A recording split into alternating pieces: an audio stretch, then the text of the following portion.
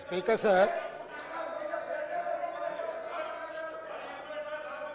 గత 3 రోజుల నుంచి లీడర్ ఆఫ్ ది హౌస్ కూర్చోండి ప్లీజ్. శాసనసభలో తమరి అనుమతితో కృష్ణానది జలాల మీద కావచ్చు, గోదావరి నది మీద నిర్మించిన కాళేశ్వరం ప్రాజెక్టుకు సంబంధించి మేడిగడ్డ కావచ్చు, అన్నారం కావచ్చు, సుందిళ్ళ కావచ్చు, లేకపోతే పంప్ హౌజుల విషయంలో కావచ్చు, చాలా విషయాలలో మనం చర్చించుకుందాం. చూసి వచ్చి ఈ సభలో వాస్తవాల ప్రాతిపదికన చర్చ జరపాలి అని తమరి అనుమతితోటి మనం నిర్ణయం తీసుకున్నాం. వాస్తవంగా ఈ రైతుల పట్ల, తెలంగాణ సమాజం పట్ల గౌరవం ఉంటే ప్రధాన ప్రతిపక్ష పార్టీ ప్రభుత్వ ఆహ్వానాన్ని దృష్టిలో పెట్టుకొని అందరం కలిసి అక్కడికి వెళ్ళి ఆ ప్రాజెక్టులను పరిశీలించి అక్కడ జరిగిన నష్టాన్ని, రైతులకు వచ్చిన కష్టాన్ని అర్థం చేసుకొని ఆ సమస్యకు ఒక పరిష్కారం చూపించే అవకాశం ఉండే. రాకపోను కొత్తగా వచ్చిన ప్రభుత్వమే ఏదో తప్పు చేసినట్టు, ఈ తప్పుకు కొత్తగా వచ్చిన వాళ్ళే బాధ్యత అయినట్టు, అదేవిధంగా పదే పదే భాష గురించి, మాటల గురించి మీరు ఇట్లా అంటుండ్రు, మీరు అట్లా అంటుండ్రు, మమ్మల్ని గౌరవిస్తలేరు అని ఏదైతే చర్చ జరుగుతుందో, మాజీ ముఖ్యమంత్రి గారు నిన్న నల్గొండ జిల్లాలో వాడిన భాష మీద చర్చ చేద్దామా అధ్యక్ష? ఏం బీకనిక పోయినరని అడుగుతాడా అధ్యక్ష?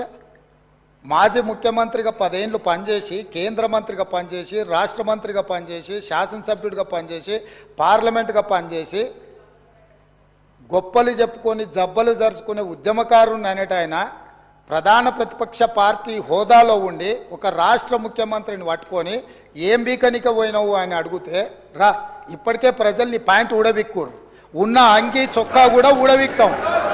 ఇప్పటికే తెలంగాణ ప్రజలు మొన్న జరిగిన ఎన్నికలలో మీ ప్యాంటు ఊడబిక్కిరు.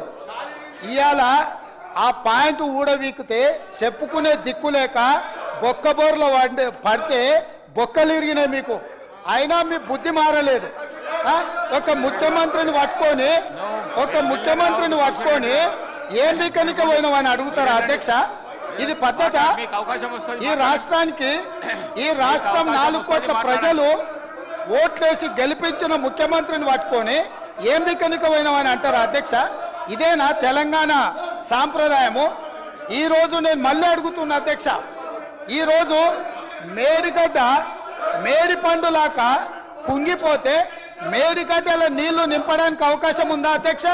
ఇవాళ మీరే సాగునీటి పారుదల శాఖ మంత్రులుగా పనిచేసారు కదా. చంద్రశేఖరరావు గారు, హరీష్ రావు గారు ఇద్దరు సాగునీటి పారుదల శాఖ మంత్రిగా పనిచేసారు కదా అధ్యక్ష. ఈరోజు వాళ్ళకే పెత్తనం ఇస్తాం, వాళ్ళనే చేయమని.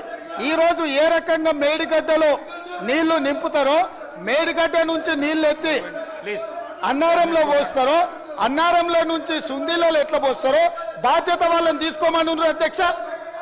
మొత్తం కుంగిపోయి కుప్పగూలిపోతుంటే ఈరోజు అక్కడ నీళ్లు నింపడానికి ఏమాత్రం అవకాశం లేక పూర్తిగా ప్రాజెక్టు దెబ్బతిని ఖర్చు పెట్టిన 94,000 కోట్ల రూపాయలు వృధా అయిపోయి ఈరోజు మొత్తం ప్రాజెక్టే దెబ్బతిన్న పరిస్థితుల్లో ఈరోజు ప్రజల దగ్గరికి వెళ్ళి సమాధానం చెప్పుకోలేక శాసనసభకు రావాల్సిన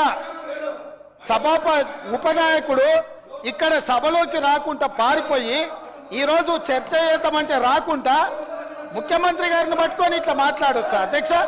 అందుకే నేను ఒకటే మాట అడుగుతున్నా, మీరు ఇవాళ చర్చకు సిద్ధమైతే పిలువండి. మీ పార్టీ నాయకుడిని, మీ సభాపక్ష నాయకుడిని చర్చ చేద్దాము. రేపు సాయంత్రం వరకైనా కాళేశ్వరం ప్రాజెక్టు మీద, గోదావరి జలాల మీద ఈ ప్రభుత్వం చర్చ చేయడానికి సిద్ధంగా ఉంది. పారిపోయి ఫామ్ హౌస్లో వండుకొని ప్రతిపక్షాలుగా బాధ్యత నుంచి తప్పించుకొని మీ అవినీతి బయటపడుతుందని, కాళేశ్వరంలో మీ దోపిడీలో జైలుకి వెళ్లాల్సి వస్తుందని కేసీఆర్ను చంపుతారా అంటారు. ఎవరికి అవసరం ఉంది అధ్యక్ష చంపాల్సిన అవసరం? సచిన పావును ఎవడైనా చంపుతారా అధ్యక్ష? మొన్నటి ఎన్నికలలో ప్రజలు ఆ పావును చేత్తో కాదు కట్టెతో కొట్టిరు అధ్యక్ష. ఆ పాము ఆల్రెడీ సచ్చింది. సచ్చిన పాము చంపాల్సిన అవసరం మాకే ఉంది అధ్యక్ష. ఈ రోజు సానుభూతి కోసము వీల్ చైర్ నాటకాలు, వీధి నాటకాలు ఏంటి అధ్యక్ష ఇది? ఈ రోజు అవకాశం వచ్చినప్పుడు ఈ సభలో చర్చ చేయడానికి ప్రభుత్వం సిద్ధంగా ఉంది.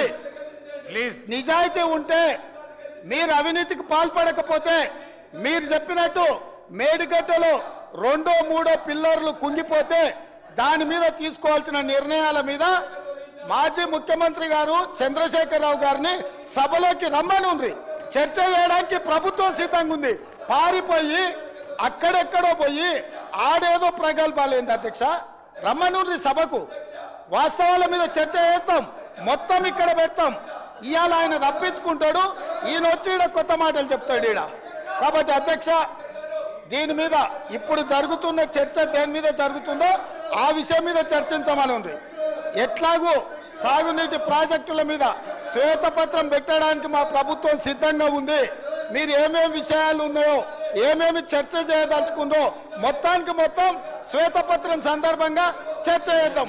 లేదు కాళేశ్వరం మీద మీరు చర్చ అంటారా, దానికోసం ప్రత్యేకంగా తమ సమయం కేటాయించండి. కాళేశ్వరం మీద చర్చ చేయడానికి మేము సిద్ధంగా ఉన్నాం అధ్యక్ష. కడియం శ్రీహరి గారు, కడియం శ్రీ మీ స్థానాలలో కూర్చోండి ప్లీజ్ ప్లీజ్ ప్లీజ్ ప్లీజ్.